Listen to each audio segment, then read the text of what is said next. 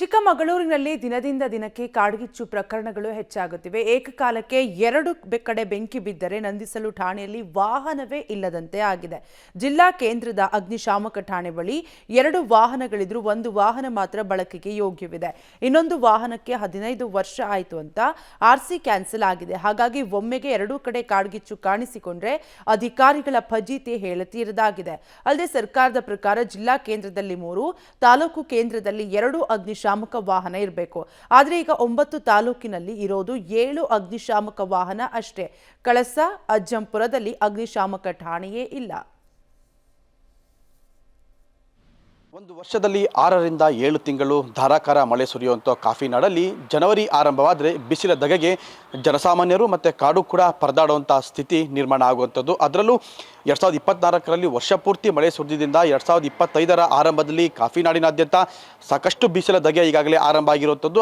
ಆ ನಿಟ್ಟಿನಲ್ಲಿ ಈಗಾಗಲೇ ಜಿಲ್ಲಾದ್ಯಂತ ಅಲ್ಲಲ್ಲೇ ಬೆಟ್ಟಗುಡ್ಡಗಳಲ್ಲಿ ಬೆಂಕಿ ಕೂಡ ಆವರಿಸ್ತಾ ಇರುವಂಥದ್ದು. ಆದರೆ ಆ ಕಾಡಿಗೆ ಬಿದ್ದಂಥ ಬೆಂಕಿಯನ್ನು ಆರಿಸೋದಕ್ಕೆ ಚಿಕ್ಕಮಗಳೂರು ಜಿಲ್ಲೆಯಲ್ಲಿ ಸಮರ್ಪಕವಾಗಿ ಅಗ್ನಿಶಾಮಕ ವಾಹನಗಳು ಇಲ್ಲ ಅನ್ನೋದು ನಿಜಕ್ಕೂ ದುರಂತ ಆಗಿರುವಂಥದ್ದು. ಯಾಕೆಂತಂದರೆ ನಾನೀಗ ಅಗ್ನಿಶಾಮಕ ಕಚೇರಿಯಲ್ಲೇ ಇದ್ದೀನಿ, ನೋಡ್ಬೋದು ವಿಜುವಲ್ಸಲ್ಲೂ ಕೂಡ ಅಂದರೆ ಸರ್ಕಾರದ ಕಾನೂನಿನ ಪ್ರಕಾರವೇ ಈಗಾಗಲೇ ಒಂದು ಜಿಲ್ಲೆ ಅಂದರೆ ಜಿಲ್ಲಾ ಕೇಂದ್ರದಲ್ಲಿ 3 ಅಗ್ನಿಶಾಮಕ ವಾಹನಗಳು ಇರಬೇಕು ಅನ್ನೋ ಒಂದು ಕಾನೂನು ಇರುವಂಥದ್ದು. ಜೊತೆಗೆ ತಾಲೂಕು ಮಟ್ಟದಲ್ಲಿ ಅಂತಂದರೆ ಹೋಬಳಿ ಮಟ್ಟ ಅನ್ನೋದಕ್ಕಿಂತ ತಾಲೂಕು ಮಟ್ಟದಲ್ಲಿ 2 ಪ್ರತಿ ತಾಲೂಕು ಮಟ್ಟದಲ್ಲೂ ಕೂಡ 2 ಅಗ್ನಿಶಾಮಕ ವಾಹನಗಳು ಇರಬೇಕು ಅನ್ನೋ ಒಂದು ಸರ್ಕಾರದ ಆದೇಶನೇ ಇರುವಂಥದ್ದು. ಆದರೆ ಚಿಕ್ಕಮಗಳೂರು ಜಿಲ್ಲೆಯಲ್ಲಿ 9 ತಾಲೂಕು ಇರುವಂಥದ್ದು. 9 ತಾಲೂಕಲ್ಲಿ ಒಂದು ತಾಲೂಕಿಗೆ ಒಂದರಂತೆ ಕೇವಲ 7 ತಾಲೂಕಿನಲ್ಲಿ ಮಾತ್ರ ಈಗ ಅಗ್ನಿಶಾಮಕ ವಾಹನಗಳು ಇರುವಂಥದ್ದು. ಆದರೆ ಚಿಕ್ಕಮಗಳೂರು ಜಿಲ್ಲೆ ಏನು ಹೆಡ್ ಕ್ವಾರ್ಟರು, ಚಿಕ್ಕಮಗಳೂರು ಜಿಲ್ಲಾ ಕೇಂದ್ರದಲ್ಲಿ 3 ವಾಹನಗಳು ಇರಬೇಕು ಅನ್ನೋಂಥ ಒಂದು ಕಾನೂನು ಇರುವಂಥದ್ದು. ಆದರೆ ಸದ್ಯಕ್ಕೆ ಇಲ್ಲಿ ಇರುವಂಥದ್ದು ಒಂದೇ ಒಂದು ವಾಹನ. ಆದರೆ ಇನ್ನೊಂದು ವಾಹನ ನಾವು ಈಗೇನು ನೋಡ್ತಾ ಇದ್ದೀವಿ, ಈ ಒಂದು ವಾಹನ ಅಂದರೆ ಇದು ಬಳಕೆಗೆ ಇನ್ನೂ ಸಮರ್ಪಕವಾಗಿರುವಂಥದ್ದು ಮತ್ತು ಚೆನ್ನಾಗಿರುವಂಥದ್ದು. ಆದರೆ 15 ವರ್ಷ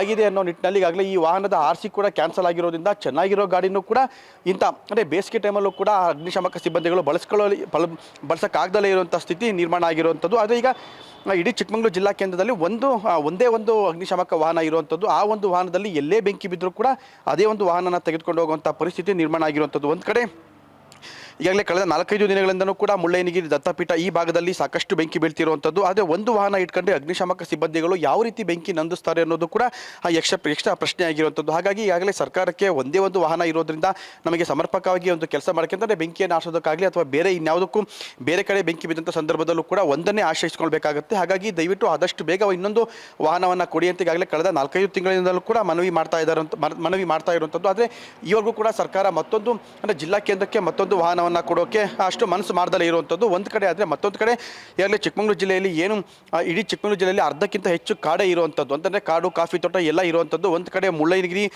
ಈ ಭಾಗದಲ್ಲೂ ಕೂಡ ಈಗಾಗಲೇ ಬೆಂಕಿ ಬೀಳ್ತಿರುವಂಥದ್ದು ಮತ್ತು ಕಳಸ ತಾಲೂಕಿನಲ್ಲೂ ಕೂಡ ಸಾಕಷ್ಟು ಬೆಂಕಿ ಪ್ರಕರಣಗಳು ನಡೆದಿರುವಂಥದ್ದು.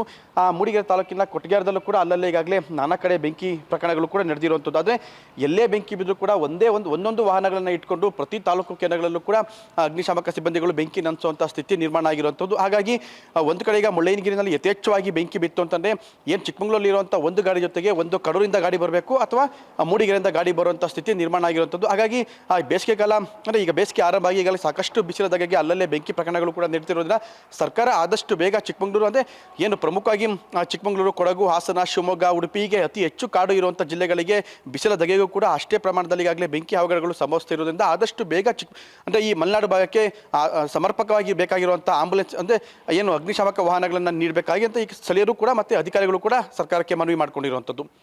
ಕ್ಯಾಮರಾಮನ್ ಪುನೀತ್ ಜೊತೆ ನಾರಾಯಣಗೌಡ, ಪಬ್ಲಿಕ್ ಟಿವಿ, ಚಿಕ್ಕಮಗಳೂರು.